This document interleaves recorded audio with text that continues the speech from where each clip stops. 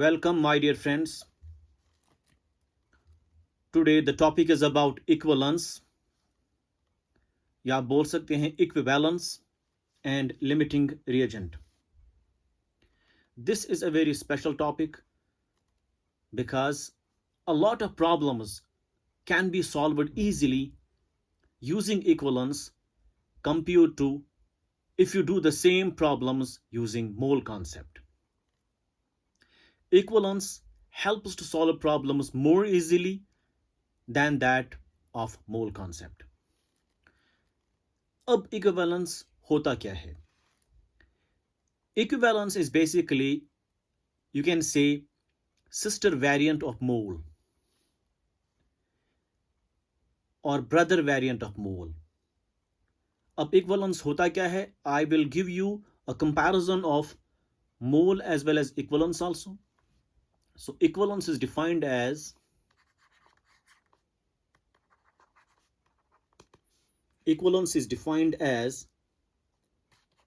E क्यों हम लिखेंगे equivalence, that's equal to weight divided by equivalent weight. This is the definition of equivalence. जैसे आपके पास है, like you have mole is equal to weight as far as weight definition is concerned, divided by gram atomic mass or gram molecular mass. इसी तरीके से आपके पास equivalence है, इसको बोलते हैं इक्विवेलेंट भी या इक्वलेंस भी.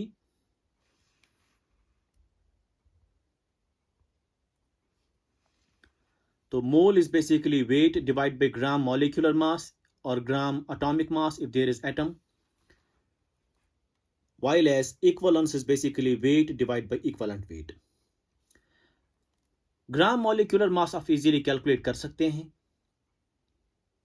For anything, while as equivalent weight जो है ये आपको सीखना है how we can calculate equivalent weight. Once you will be able to find the equivalent weight of any atom or of any molecule, then you will be able to find its equivalence or equivalent. अब ये जो equivalent weight है ये हम कैसे determine करेंगे? This is the equivalent weight. This we express in grams like we express molecular mass or molecular weight in grams. That's called gram molecular mass. इसी तरीके से हमारे पास equivalent weight भी है या फिर equivalent mass आप कह सकते हैं. We also express it in grams, so that becomes gram equivalent weight. अब ये ग्राम equivalent weight या फिर equivalent weight जो है आप कैसे डिटरमाइन करेंगे? उसके लिए एक सिंपल सी एक्सप्रेशन है. The expression is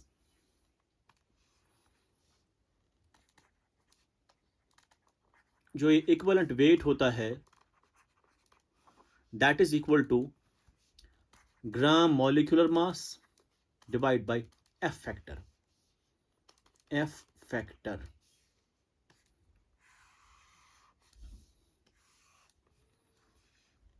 gram molecular mass किसी भी मॉलिक्यूल का डिवाइड करना है एफ फैक्टर से, तो वो आपको देगा equivalent weight of that substance. अब एफ फैक्टर कैसे डिटरमाइन करेंगे आप? एफ फैक्टर होता क्या है? So let's discuss first of all gram molecular mass you know. अब एफ फैक्टर आपको जानना है. Once you find F factor you can easily calculate equivalent weight. Once you get equivalent weight you can easily find equivalence, मतलब इसमें कितने equivalents है या फिर इक्विवेलेंस कितना आएगा, जैसे आप मोल निकालते थे. सो अब एफ फैक्टर की बात आएगी. एफ फैक्टर ये एक नंबर होता है, इट्स अ नंबर. अब ये नंबर जो है इट डिफर्स फ्रॉम, अब ये नंबर कैसे आप कैलकुलेट करेंगे?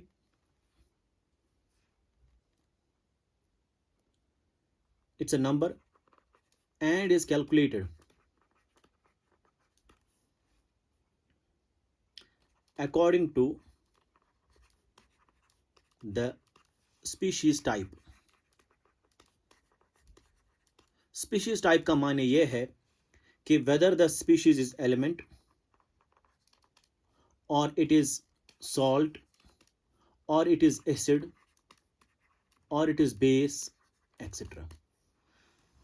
मतलब स्पीशीज है क्या? स्पीशीज एलिमेंट है, सॉल्ट है, एसिड है या बेस है या फिर रिड्यूसिंग और ऑक्सीडाइजिंग एजेंट्स है, तो उनके लिए जो है we can calculate F factor. So it's a number basically which is calculated according to the species type. मतलब you calculate F factor for elements, you calculate F factor for salts, you calculate F factor for acids, you calculate F factor for bases, etc. How? Let us see.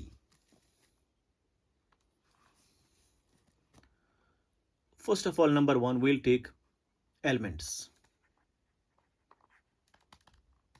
Elements के लिए जो F factor है, F factor is equal to maximum charge.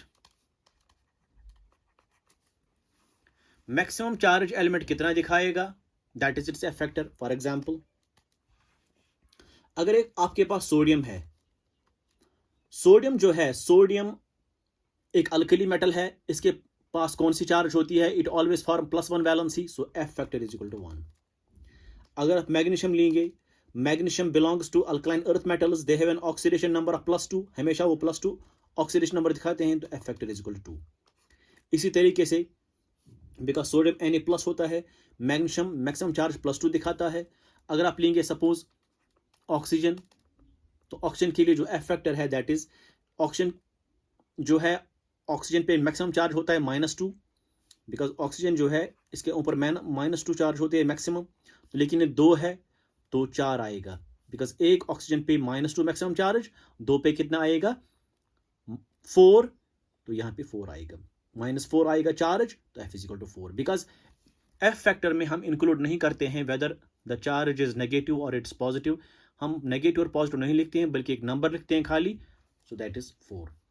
Similarly अगर आप nitrogen molecule लिखेंगे, it's an element, तो F factor कितना आएगा? नाइट्रोजन पे मैक्सिमम चार्ज आता है 3-, अब ये 2 है तो 6 आएगा F factor.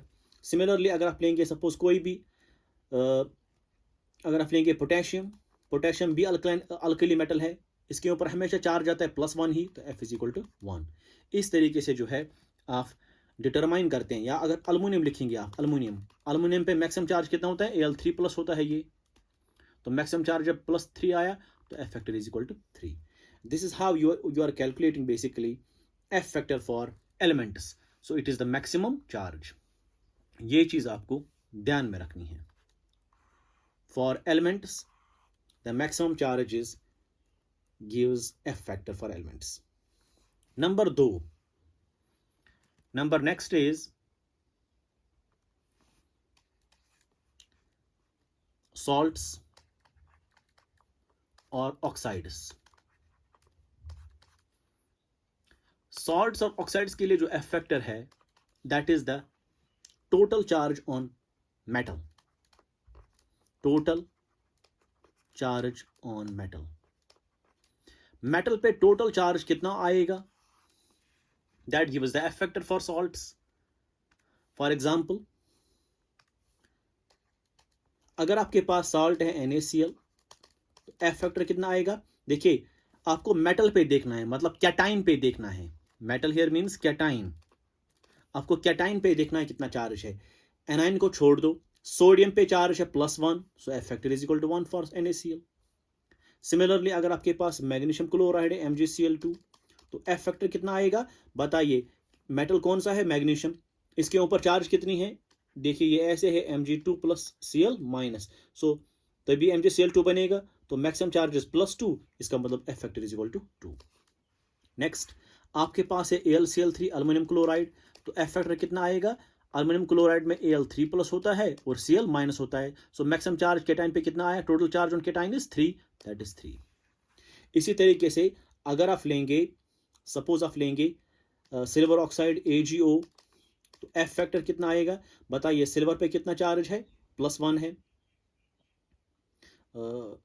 Actually it is Ag2O। Silver पे कितना चार्ज है? It is Ag+, SiO2 minus. So silver पे चार्ज है +1, लेकिन हमें टोटल चार्ज बतानी है। सो एक सिल्वर पे चार्ज है +1, दो सिल्वर पे कितना आएगा, that will be 2। So total charge is basically 2, that's why, because एक सिल्वर पे एक प्लस आएगा, दो सिल्वर पे दो प्लस आएगा, मतलब F factor will be 2, because we are calculating the total charge on metal. इस तरीके से जो है आपको एफ फैक्टर निकालना है फॉर सॉल्ट्स। अगर आप सॉल्ट लेंगे यहां, suppose you are taking Al aluminium sulphate आप लेते हैं Al2SO4 होल 3, ठीक। आप इस सल्फेट को, इस अल्युमिनियम सल्फेट को एफ फैक्टर निकालना है, तो F factor will be equal to, देखिए कैटाइन अल्युमिनियम है, अल्युमिनियम पे मैक्सिमम चार्ज कितनी है, +3 है, because in this molecule, in this salt aluminium is +3 and sulphate is SO4 2 minus. तो अल्युमिनियम पे +3 चार्ज है, जब एक अल्युमिनियम पे +3 है तो दो अल्युमिनियम पे कितना होगा, that is 3 into 2, that is 6। So F factor is equal to 6 for aluminium sulphate. So you have to calculate the total charge on metal और total charge on that metal cation. This is applicable for salts और oxides. इस तरीके से जो है आपको F factor निकालना है फॉर सॉल्ट्स और फॉर ऑक्साइड्स। एंड उससे पहले हम लोगों ने पढ़ा F factor calculation for elements. Now next is, number third is acids. अगर आप लेंगे एसिड्स, तो एसिड्स के लिए एफ फैक्टर कितना लिख लेगा, so F factor is equal to number of replaceable H+ ions. मतलब number of replaceable H+ ions का मतलब यह है कि एक एसिड में एक एसिड कितने H+ दे सकता है, how many H+ we can replace from acid, और एक एसिड कितने H+ आयन देगा, accordingly we are getting F factor. For example, अगर आपके पास HCl है, so HCl gives you only 1 H+, so F is equal to 1। अगर आप HNO3 लेंगे, nitric acid, it gives only 1 H+, that is equal to 1। तो अगर आप सल्फ्यूरिक एसिड लिखेंगे, सल्फ्यूरिक एसिड जो है आपको 2 H+ देगा, तो F factor is equal to 2। So कितने H+ रिप्लेस होंगे या कितने H+ एक एसिड देगा, तो that gives it's F factor. Similarly अगर आप लेंगे परक्लोरिक एसिड, अगर आप लेंगे suppose perchloric acid, that is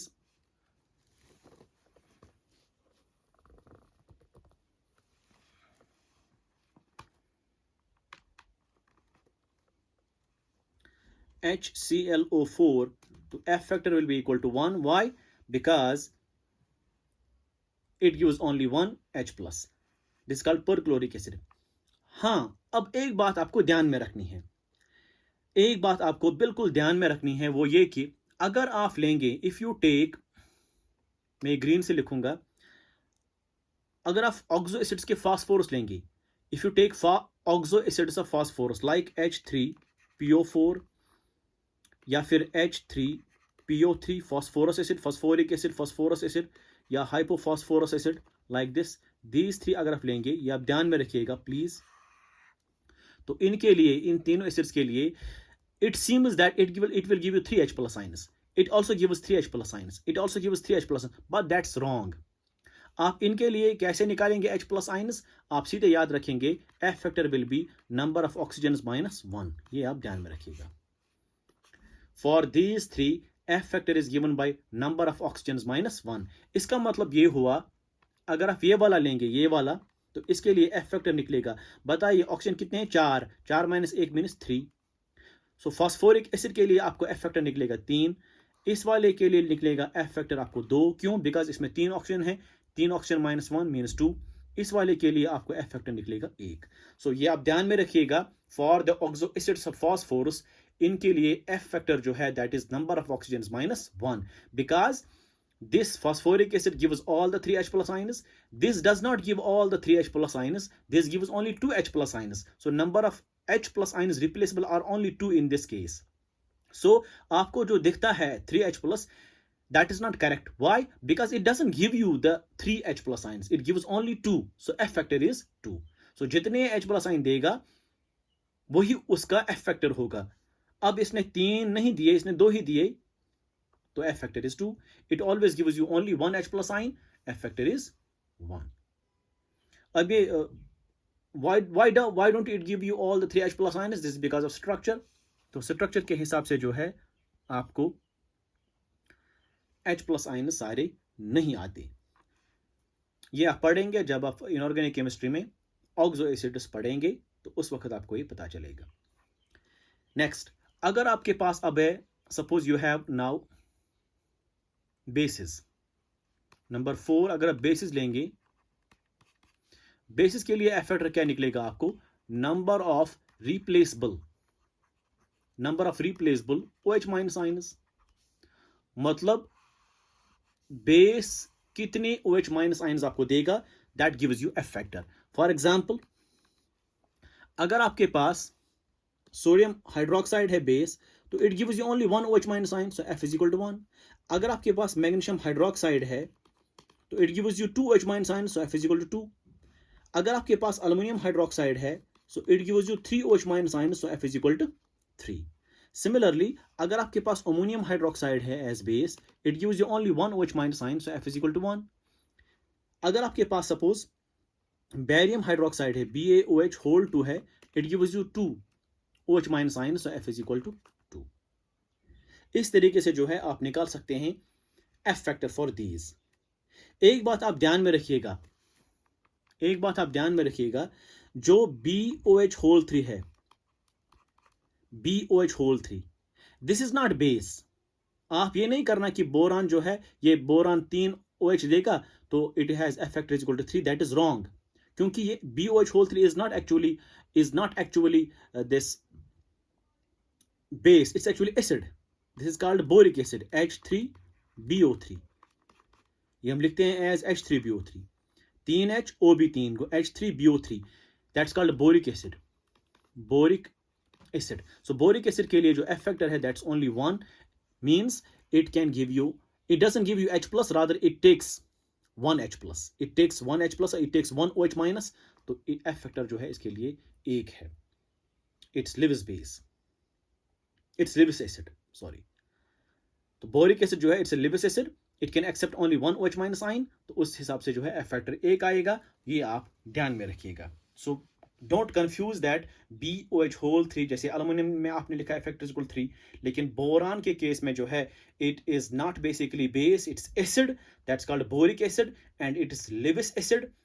तो ये जो है आपका एफ फैक्टर बोरिक एसिड के लिए खाली 1 होता है, that's F is equal to 1। ये आप ध्यान में रखिएगा। जैसे आपने ध्यान में रखा ऑक्सो एसिड्स ऑफ फास्फोरस के जो एफ फैक्टर है वो आप निकालते हैं नंबर ऑफ ऑक्सीजन -1, अभी मैंने आपको बता दिया ये चीज। इसी तरीके से आपको बोरिक एसिड के हवाले से भी एफ फैक्टर जो है 1 होता है, that's 1। This was with regard to basis.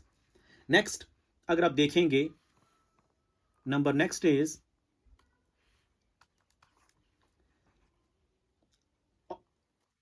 For reducing agents और रिडॉक्स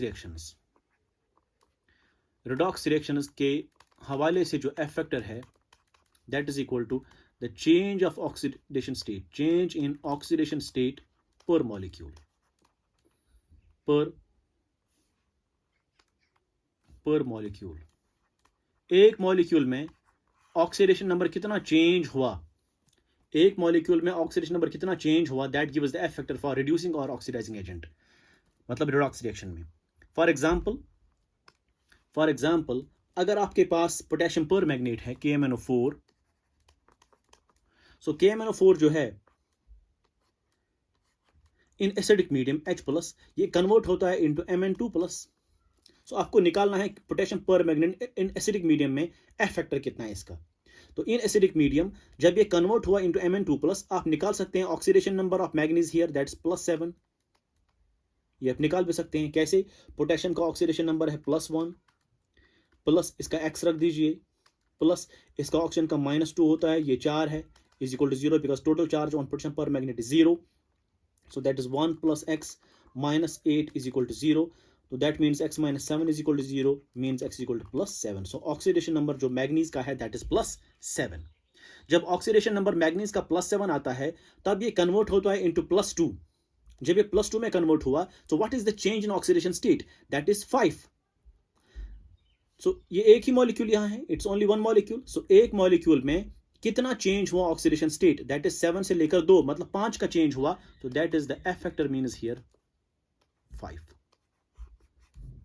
अब देखिए आप, अगर आपने बेसिक मीडियम लिया, इसका रिएक्शन बेसिक मीडियम में कराया, तो जब भी आप पोटेशियम पर मैग्नेट का बेसिक मीडियम में रिएक्शन कराते हैं तब ये प्रोडक्ट बनता है K2MnO4. This is called potassium permanganate, this is called potassium manganate, potassium manganate. So इसका ऑक्सीडेशन नंबर जो मैग्नीज का यहां पे है दैट इज, आप निकाल भी सकते हैं, वो +6 है. जब ऑक्सीडेशन में +6 यहां पे है तो +7 से +6 गया, मतलब चेंज एक का आ गया per molecule, that means F factor is equal to 1.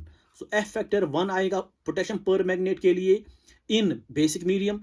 F factor 5 आता है पोटेशियम पर मैग्नेट के लिए when it is reacted in acidic medium.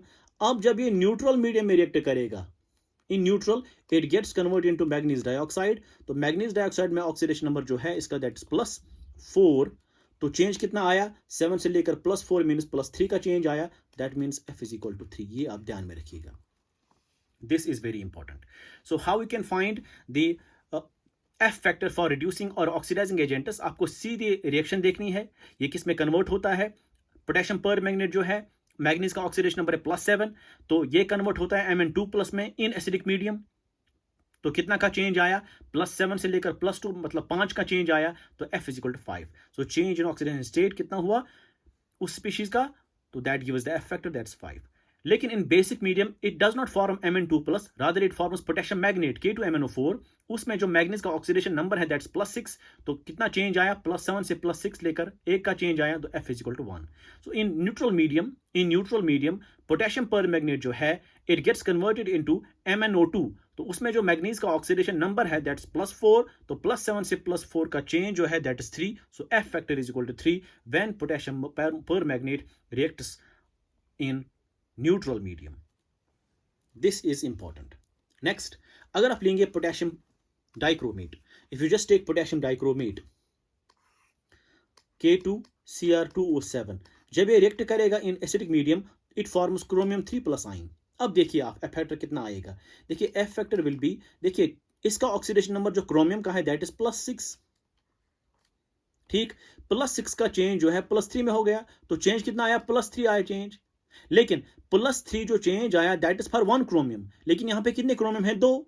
तो एक का चेंज 3 आया, दूसरे का चेंज भी कितना आएगा, 3 आएगा, तो टोटल में कितना आएगा, 6. So F factor is equal to 6. This is very important. So एक क्रोमियम जो है, जब एक क्रोमियम कन्वर्ट होता है इनटू क्रोमियम 3+, तो चेंज आता है ऑक्सीडेशन नंबर का +6 से लेकर +3, दैट इज 3 का change.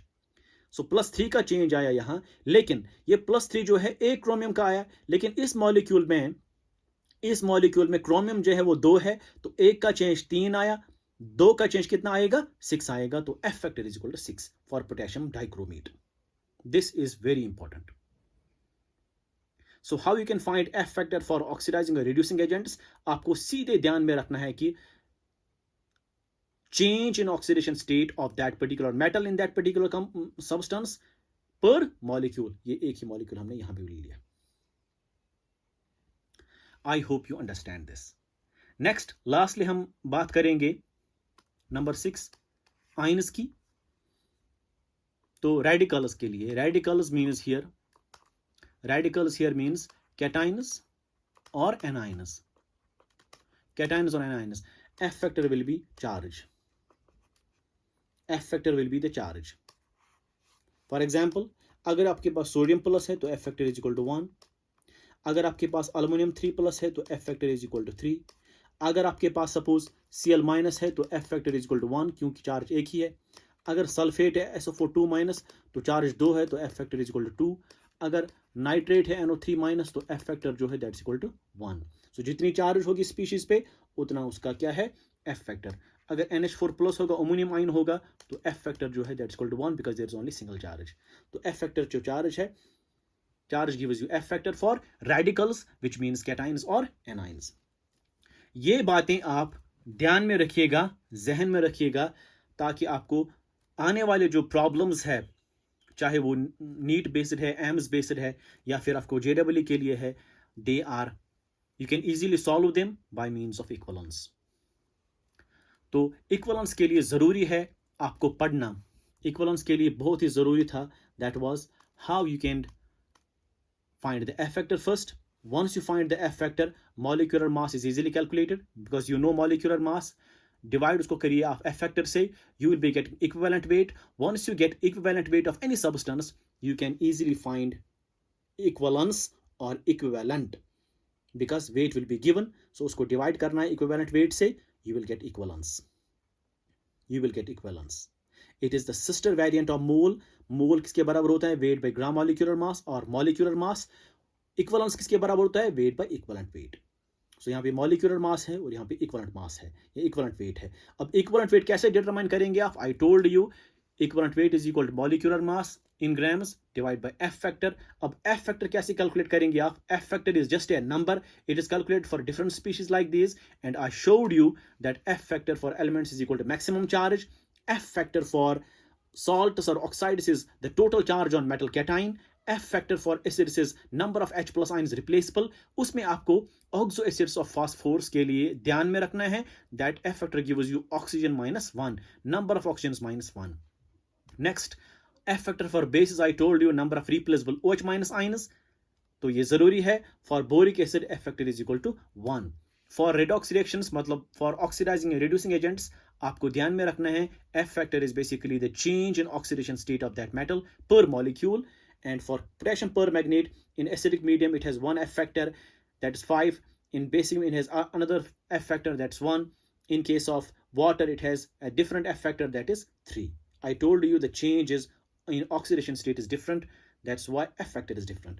In potassium permanganate the change of oxidation state is +3, but this is per 1 chromium. Here are 2 chromiums, that's why you are having a change in oxidation state of 6 in total, so F factor is 6. This is very important. Once you calculate F factor, substitute it in that expression, you will get equivalent weight. Once you find equivalent weight, you can easily find equivalences. You can easily find equivalences. So we'll proceed on further to find some new formulas which can be used in problem solving. So next is radicals के लिए आपको charge में ध्यान में रखना है.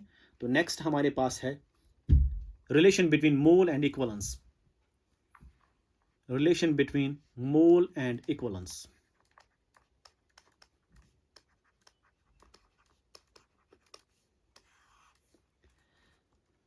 We know equivalence जो है that's equal to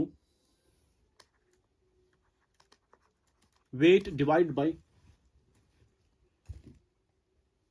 equivalent weight.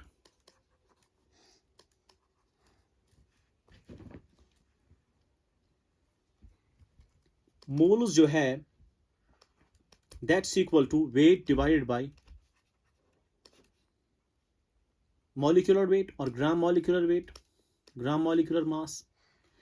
Divide these two, so equivalence divided by moles किसके बराबर आएगा? That is here weight divided by equivalent weight multiply, जब वे डिवाइड करेंगे तो ये उल्टा हो जाएगा, मतलब gram molecular mass divide by weight आएगा. तो वेट और वेट कैंसिल हो जाएगा. This will be equal to gram molecular mass divide by equivalent mass या इक्विवेलेंट वेट. नाउ अब ग्राम मॉलिक्यूलर मास और डिवाइड करेंगे आप इक्विवेलेंट वेट से, वो किसके बराबर आएगा? आप देख सकते हैं यहां हमारे पास एक रिलेशन है that is equivalent weight is equal to gram molecular mass by F factor.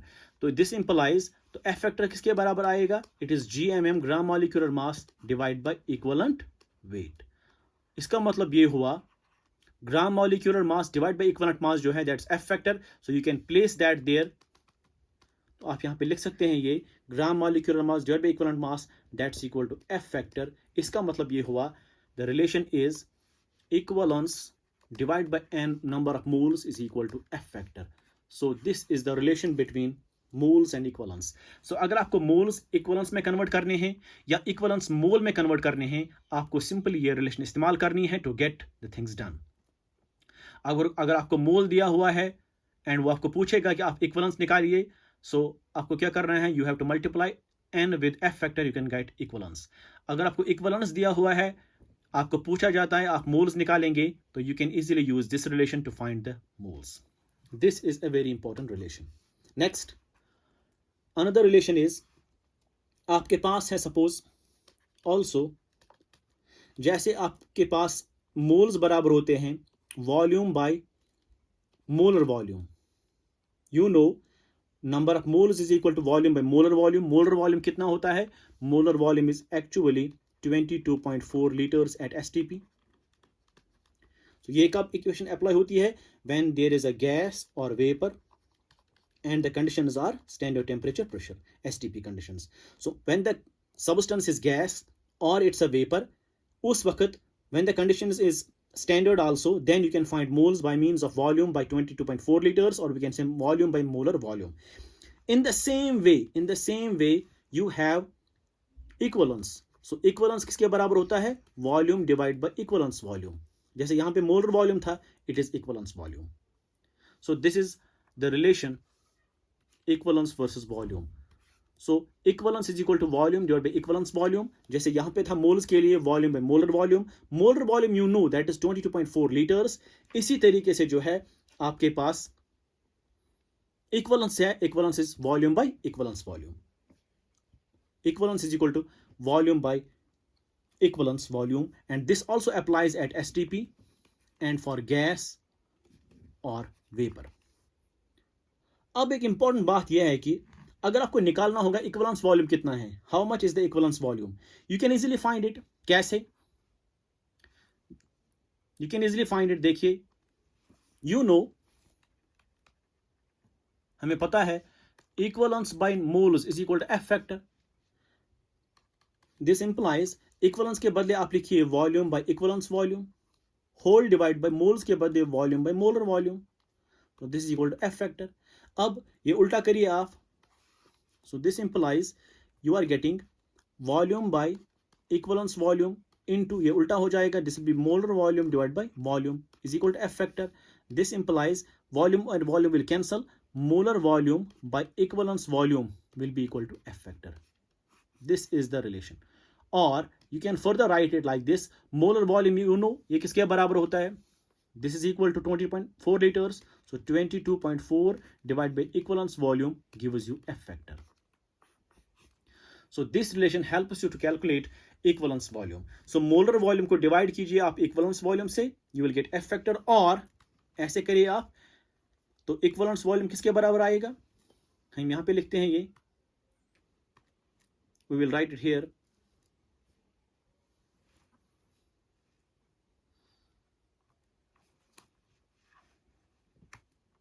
We will write it here, that is जो ये इक्विवेलेंस वॉल्यूम है ये आएगा बराबर आपका 22.4 डिवाइड बाय एफ फैक्टर. अगर आप यहाँ को will place it here, that is equivalence volume will be equal to, ये ऊपर चला जाएगा ये नीचे आएगा, that is 22.4 divided by F factor. This gives the equivalence volume. So अगर आप इक्विवेलेंस वॉल्यूम निकालेंगे तो equivalence volume will be equal to 22.4 litres divide by F factor. तो 22.4 को एफ फैक्टर से आप डिवाइड करेंगे, you will get equivalence volume. Once you will get equivalence volume, then you can easily find equivalence from volume. So अगर आपको volume दिया हुआ है, if weight is not given, ये तो पहला वाला जो हमने डिस्कस करा था, that was weight definition for equivalence, weight by equivalent weight. अगर आपको वेट नहीं दिया हुआ है, वॉल्यूम दिया हुआ है, this is another difference for equivalence, that is equivalence is equal to weight volume by equivalence volume. तो इक्विवेलेंस वॉल्यूम किसके बराबर होता है? It is equal to the molar volume divide by F factor. It is equal to molar volume divide by F factor.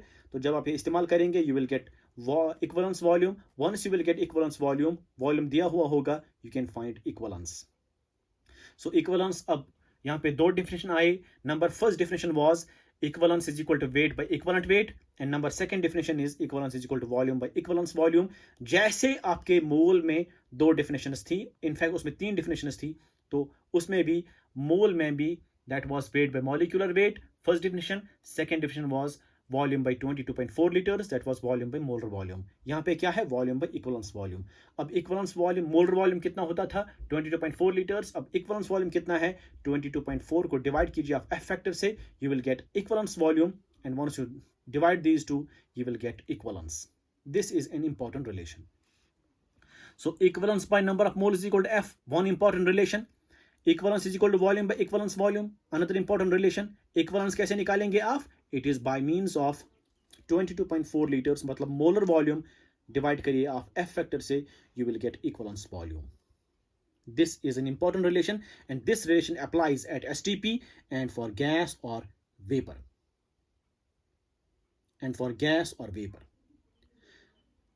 Two important relations I could also write, that is, आपको पता है normality relation, normality and molarity relation. Normality and molarity relation. आपको पता है molarity जो है it is equal to number of moles dissolved per litre of solution, volume in litres. Number of moles of solute dissolved per litre of solution, मतलब volume in litres, this gives molarity. Normality जो है this is equal to number of gram equivalents. Gram equivalents here means equivalence, gram equivalence means equivalence, so equivalence is divided by volume in litres, this is called normality. अब देखिए हम यहां पे करेंगे इसको, implies divide these two, so n divided by m will be equal to equivalence by volume multiply, ये actually whole divide होगा लेकिन उल्टा हो जाएगा फिर, this is volume by n, तो this implies जो n by m है this becomes equal to equivalence divided by n। equivalence by n अभी हमने निकाला, that's equal to f, so therefore we can write here f, so this means that normality by molarity जो है this is equal to F, this is an important relation. So अगर आपको convert करना है molarity into normality और normality into molarity, you can use this relation easily. अगर आपको normality दी हुई है, suppose you have a HCl solution, उसकी नॉर्मेलिटी है 2 नॉर्मल, आपको बताना है उसकी मोलैरिटी क्या होगी, तो आप ये रिलेशन इस्तेमाल कर सकते हैं। सो जब भी आपको नॉर्मेलिटी दी हुई है एंड आपको बोला जाता है आप मोलैरिटी निकालिए, you can find this relation, you can use this relation. अगर आपको मोलैरिटी दिया हुआ है and you are asked to find its normality, you can easily use this relation to do so. इस तरीके से जो है ये जो रिलेशंस हैं they are very important as far as problem solving is concerned, So let me recapitulate it, let me summarize all the formulas we obtained so far in one go, that is, so summary हम लिखेंगे यहां,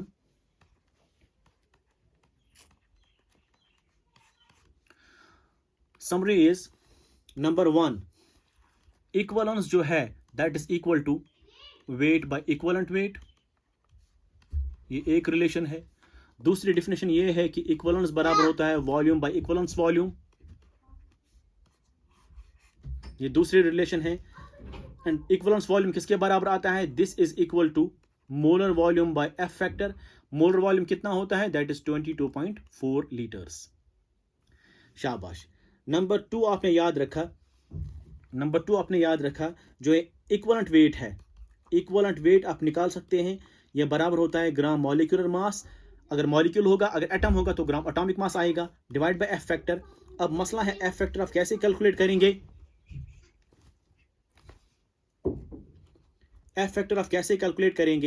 तो F factor के लिए जो है it's a number, so you can find F factor for so many things, for it is charge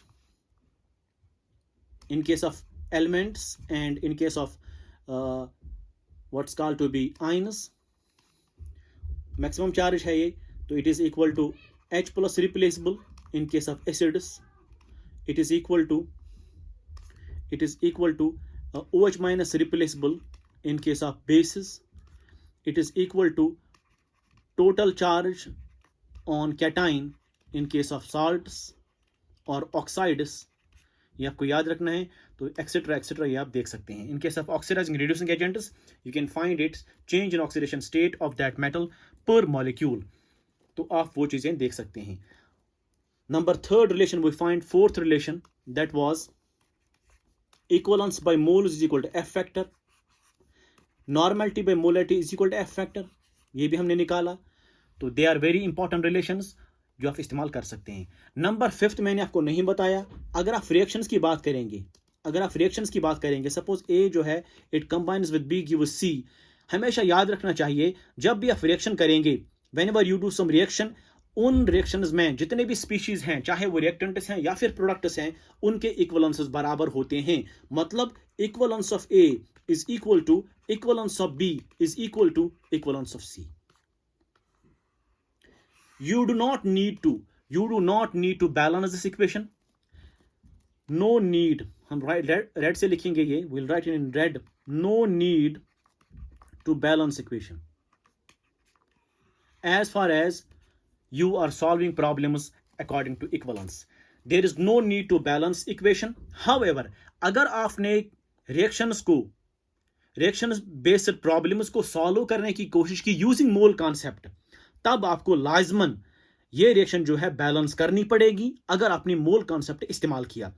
हाँ, अगर आप इस्तेमाल करते हैं प्रॉब्लम सॉल्व करने के लिए इक्वलेंस, तब आपको बैलेंस करने की कोई जरूरत नहीं है। You can directly write equivalence of A is equal to equivalence of B is equal to equivalence of C. So equivalences जो है हर एक स्पीशीज के बराबर होते हैं फॉर अ पर्टिकुलर रिएक्शन। ये एक इंपॉर्टेंट रिलेशन है। अगर इक्वलेंस ए का दिया हुआ है, you can find the equivalence of other easily because that will be same. इस तरीके से जो है you can use equivalence in solving a number of problems. What problems you can do by means of equivalence, we will hopefully do it in the next lecture. That will be the lecture 6th, and this is the lecture 5th in some basic concepts in chemistry. So I hope you understand this. If you feel difficult, please watch it carefully, move forward, move backward many a times, pause it and watch it carefully. Please make notes also. This will help you in solving problems.